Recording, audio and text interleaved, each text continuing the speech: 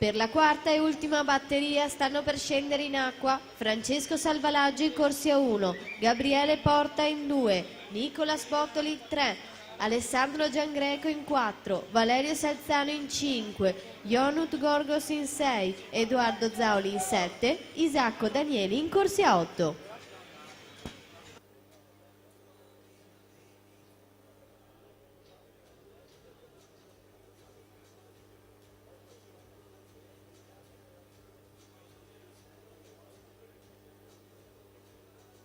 Intanto ammesse alla finale ragazze Caterina Battaglia, Andrea Elena Lion, Maria Tessari, Maddalena Tibaldo, Anna Bizzotto, Emma Crispo, Alice Pinarelli, Elisabetta Turri, ultimo tempo 2.51 e 08.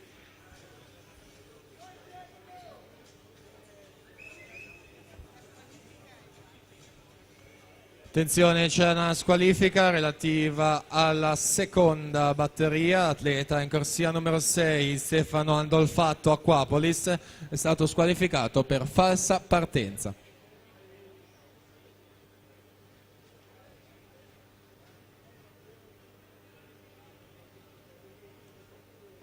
Luca Farinella 1.15.21, il suo passaggio ai 50 metri.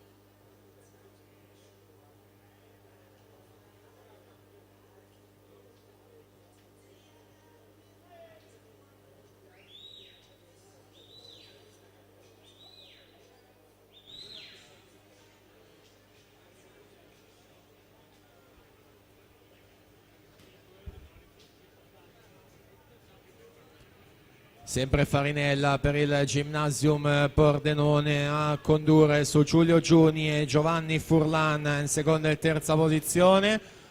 Starodubcev nella batteria precedente 2.42.66, Luca Farinella 2.38.10, dunque in prima posizione quando resta una batteria soltanto. Giulio Giuni 2.41.09, Furlan Giovanni 2.42.40.